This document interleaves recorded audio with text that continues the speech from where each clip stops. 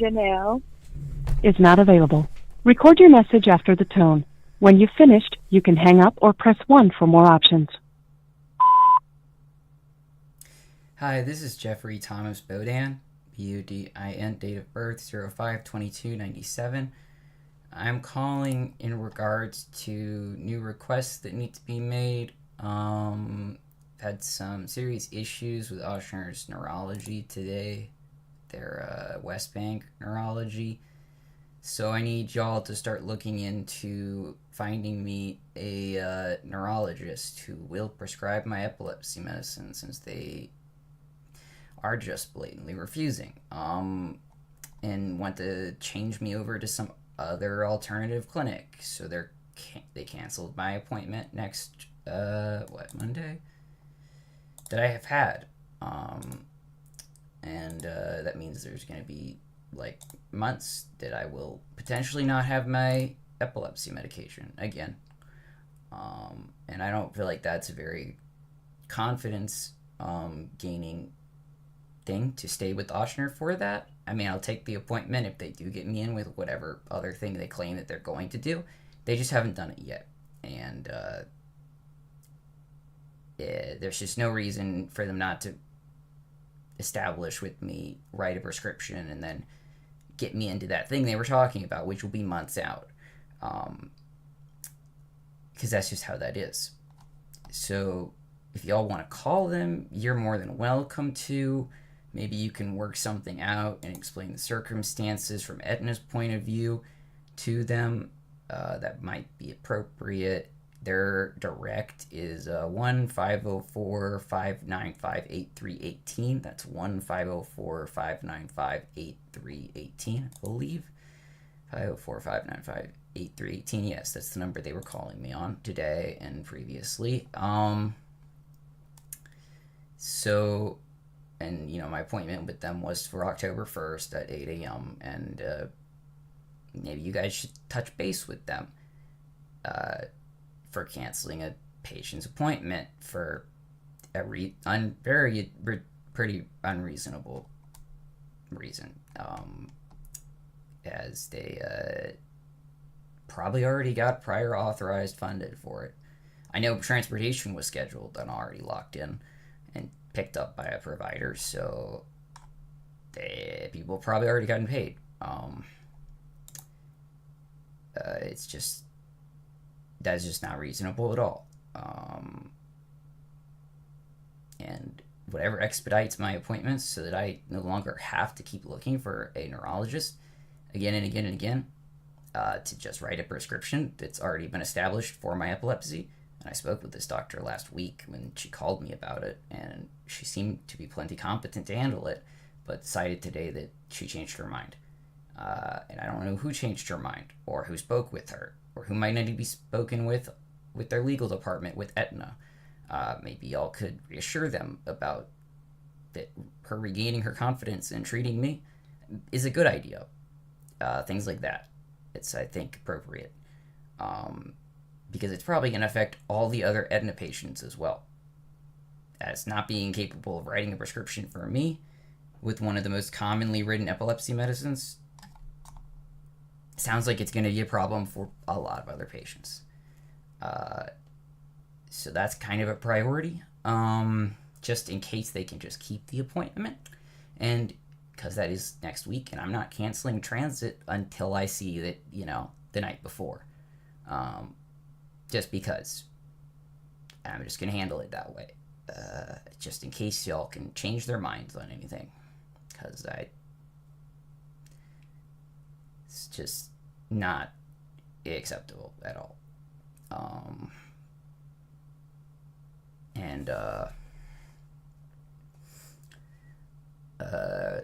If y'all could also put on for looking for services for me, some sort of dermatology solution, because my current dermatologist is having difficulties with, I guess, acquiring documentation from any neurologist or anything that would be sufficient to allow them to proceed forward with a procedure, which they wanted to do, laser hair removal, and alleviate some of these, issues I'm having with scarring and irritating previously excised malignancies on my face for shaving and things, and cutting myself because of that. I do have epilepsy, not having epilepsy medicine and shaving and stuff. It's obviously it's not a good combination. And they were trying to work on that, but I also want to have some alternatives going on in the background.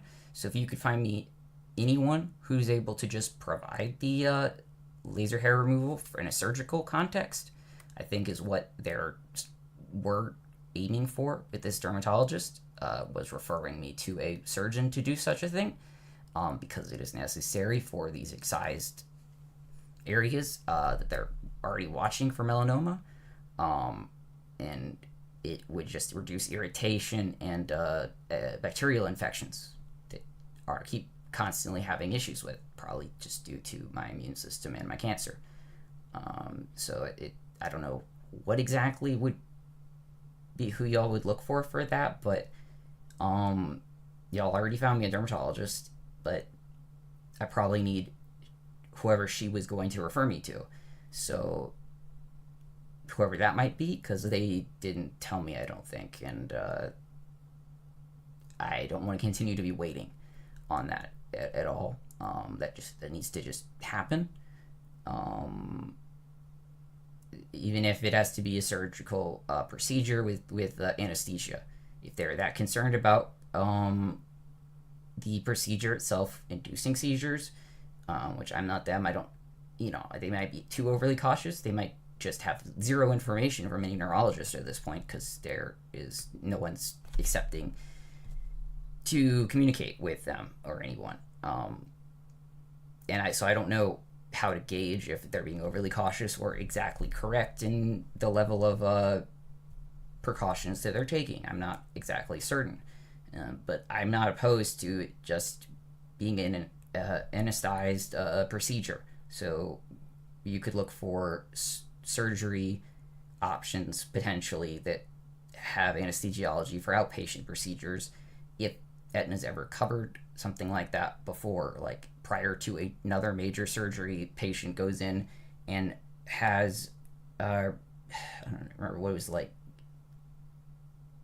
gamma radiation or something right before surgery, to target a smaller to a larger area, and they do it under anesthesia. I mean, because I've had it done for both my major surgeries for cancer around the site, so that they were gonna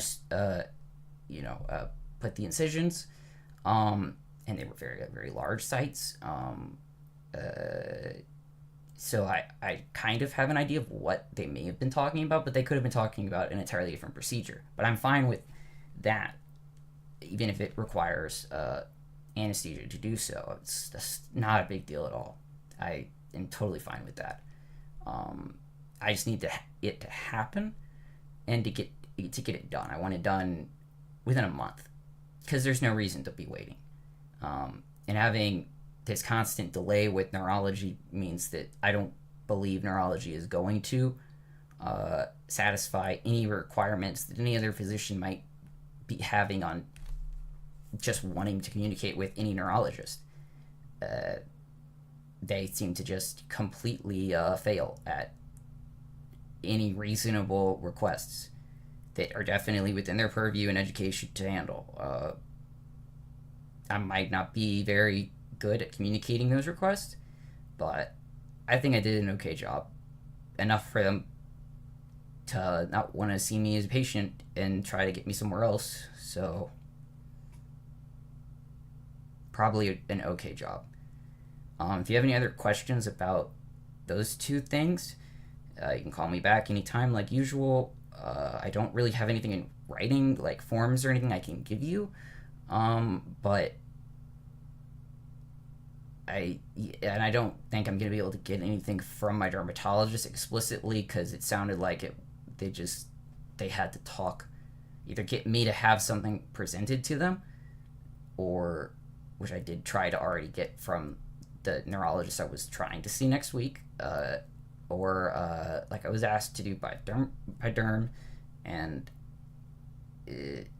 if that's not a thing that really exists, then then both physicians would have to talk with each other, and that's a very difficult thing to set up entirely.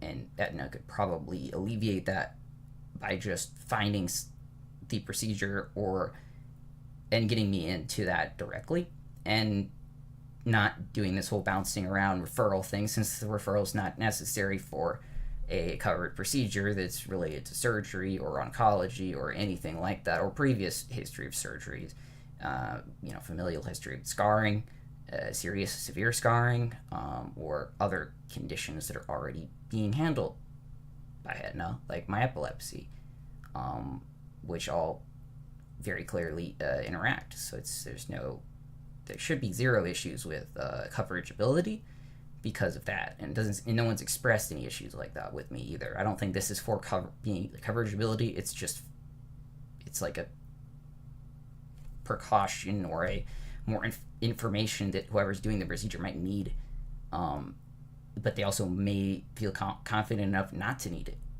I just haven't been able to speak with them or figure out how to schedule with anyone, or even like what to look for, and I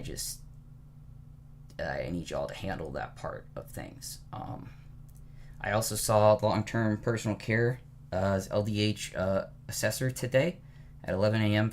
on 2025-09-22 for my initial assessment, like I had spoken with you on the 4th? Was it the 4th? Yeah, 4th. And also the 17th with your colleague about the rescheduled from last week's 15th to today at 11 a.m. from last week's 8 a.m. to 12 p.m.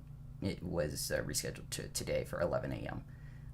I have completed the assessment. However, I don't know if you have followed up with the Healthy Soul Food Kitchen people or the CEO for that, if that was the Healthy Soul Food Kitchen CEO that we spoke with when you contacted them in front of me on the 4th.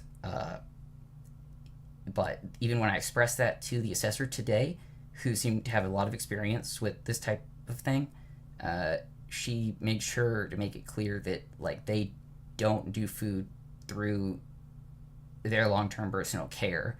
Sounds like they're going to assign me someone, and so I need Aetna to probably definitely make the Healthy Food Soul Kitchen people a Medicaid contractor or whatnot, like you were talking about with me and with her, as soon as possible, if Aetna could do that. I know it's been a few weeks, but y'all might be able to pick up a contractor pretty fast now that LDH has definitely expressed that that's not them.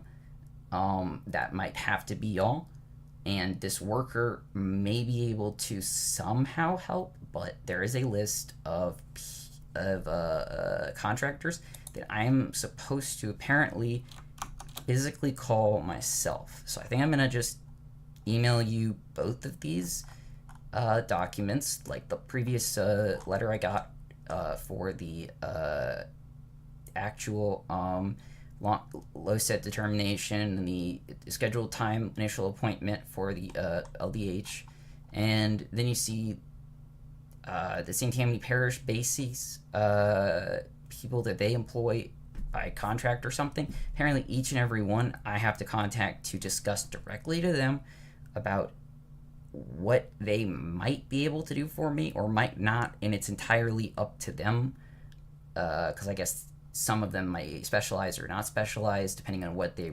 require from their employees.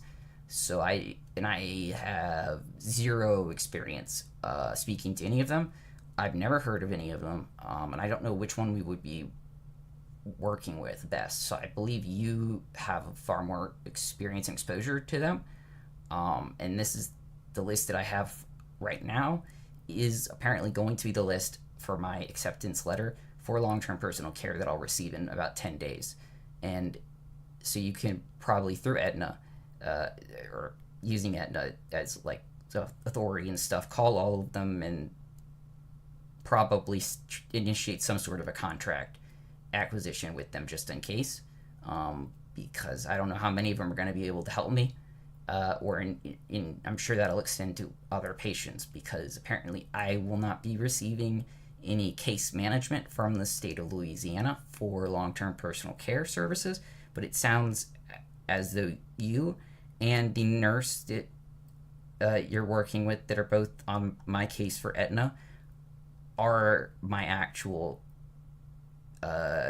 case managers, basically. Maybe not case managers under Aetna or Medicaid's terminology, but underneath like the Louisiana Department of Health, Aging Adult Services terms.